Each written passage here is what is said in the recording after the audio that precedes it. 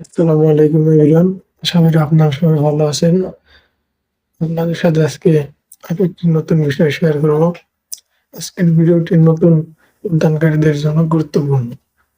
কারণ নতুনদের জন্য ৫টি শীর্ষ সহজ সবজি নিয়ে আলোচনা করব।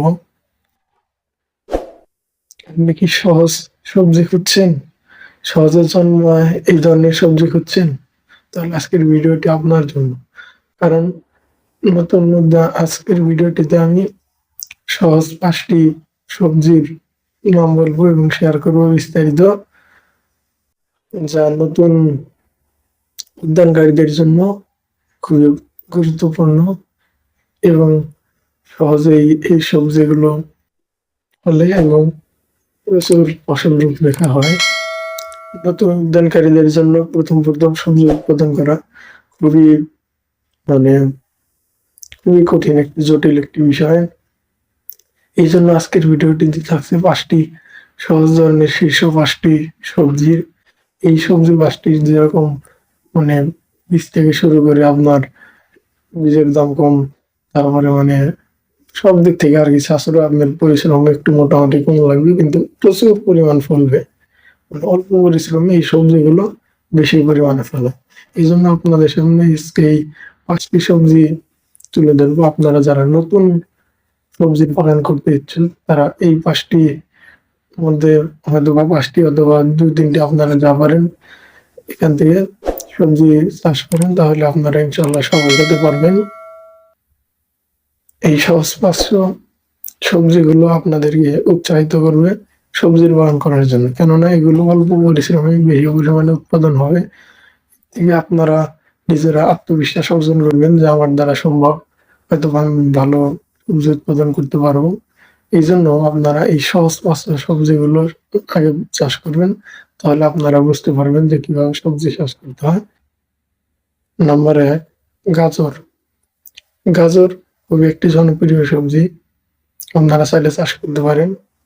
তবে গাজরটি চাষ করতে একটু দীর্ঘ সময় লাগে, যা অনেকেরই বিরক্ত লাগে। এটি অনেক ধীরে বৃদ্ধি হয়। তবে আপনারা বিভিন্ন ধরনের আধুনিক রাসায়নিক সার-টার এই ধরনের কোনো কিছু ব্যবহার করে দ্রুত বৃদ্ধি দিবে। তবে গাজরে একটি সুবিধার জিনিস হলো যে আপনার যদি সময় বেশিও লাগে তারপরে আপনার বিভিন্ন পরিচর্যা ওরকম করতে হবে। যেমন আপনি চাষ করে টুকটাক শুধু আগাছা-টাগাছাগুলো পরিষ্কার করে দিবেন। এরপরে কিছু পরিমাণ সার-টার দিবেন। মোটামুটি দীর্ঘদিন থাকার পরে এমনি গাজর হয়ে যাবে। এর মধ্যে বেশি পরিশ্রমের প্রয়োজন হয় না।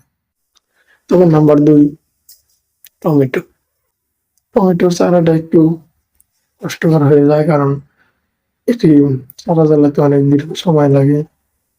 এছাড়া অনেক ক্ষেত্রে দেখা যায় যে ভালো ধরনের বীজে আপনি চারা ফলাবেন, সেটি চারা ঠিক মতো জ্বালাবেন, অঙ্কুরিত হবে না। এই ধরনের সমস্যা থাকে। তারপরে আপনারা টমেটো চাষ করতে পারেন। আর যদি ভালো মানের আবার বাজারে যে বিক্রি করে চারাগুলো সেগুলো ভালো জাতের হয় না। এজন্য আপনারা ভালো জাতের টমেটোর বীজ কিনে চারা উৎপাদন করে সেখান থেকে আপনারা টমেটো উৎপাদন করেন। টমেটো মোটামুটি শীতের দিনে মানুষের পছন্দ করে থাকে অনেক।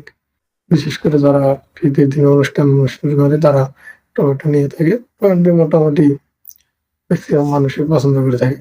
নাম্বার ৩, গোল বেগুন। গোল বেগুন এটি একটি জনপ্রিয় সবজি। এটি সারা বছরই মানুষ পছন্দ করে থাকে এবং এটি সারা বছরই ভালো ধরনের চাষ হয়ে থাকে। সারা বছরই খুব বেশি উৎপাদন দিয়ে থাকে। যদি আপনারা এটি পরিশ্রম করতে পারেন, বাড়ির আঙ্গিনায় উঁচু জায়গায় যদি চাষ করতে পারেন, তাহলে এটি থেকে মাত্র অল্প কয়েকটি গাছ থেকে আপনারা ভালো মানের প্রচুর পরিমাণ বেগুন পাবেন এবং নিজেরা খাওয়া সহ আশেপাশে প্রতিবেশীদেরকে দিতে পারবেন। তো আমি আপনাদেরকে বলবো এই গোল বেগুন এটাও আপনারা চাষ করতে পারেন। গোল বেগুনও খুবই একটি ভালো মানের সবজি। এটি সারা বছরই প্রায় দেখা যায় গ্রাম্য এলাকায় আপনার ৪০ থেকে ৫০ টাকা কেজি থাকে। এজন্য আপনারা গোল বেগুনও চাষ করতে পারেন। নাম্বার ৪, পালং শাক। পালং শাক খুবই একটি ভালো মানের সবজি। এইটা খুবই সহজপাচ্য সবজি এবং এর পিছনে আপনার পরিশ্রমের প্রয়োজন হয় না। অল্প পরিশ্রমে উৎপাদন হয়ে থাকে এবং বীজের দাম অনেক কম। তো পালং শাকে প্রচুর পরিমাণ আয়রন থাকে। পালং শাকও অধিকাংশ মানুষই পছন্দ করে থাকে। এবং পালং শাক এটি সারা বছর জন্মে না।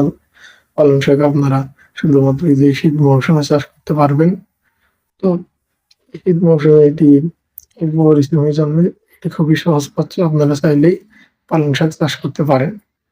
নাম্বার 5 এবং শেষে আলোচনা করব সবজি। লাল শাক, এটি অধিকাংশ মানুষ পছন্দ করে থাকে এবং আমাদের শরীরের জন্য খুবই উপকারী।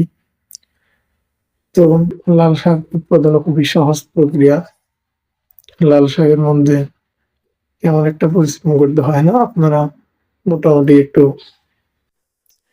হালকা পরিশ্রম করলেই এটি হয়ে যায়। তো আপনারা চাইলে আমি যে আজকে 5টি সহজপাচ্য সবজির নাম বললাম, বিস্তারিত আলোচনা করলাম, আপনাদেরকে কিছু তথ্য দেওয়ার চেষ্টা করলাম। আপনারা চাইলে এখান থেকে যারা নতুন সবজি চাষ করবেন বা এটা আগে কখনো করেন নাকি, যাদেরকে মানে যারা অল্প পরিমাণে বাড়ির আঙ্গিনাতে আপনারা ছাদে ওই ধরনের চাষ করতে পারেন এই সবজিগুলো অল্প পরিসরে।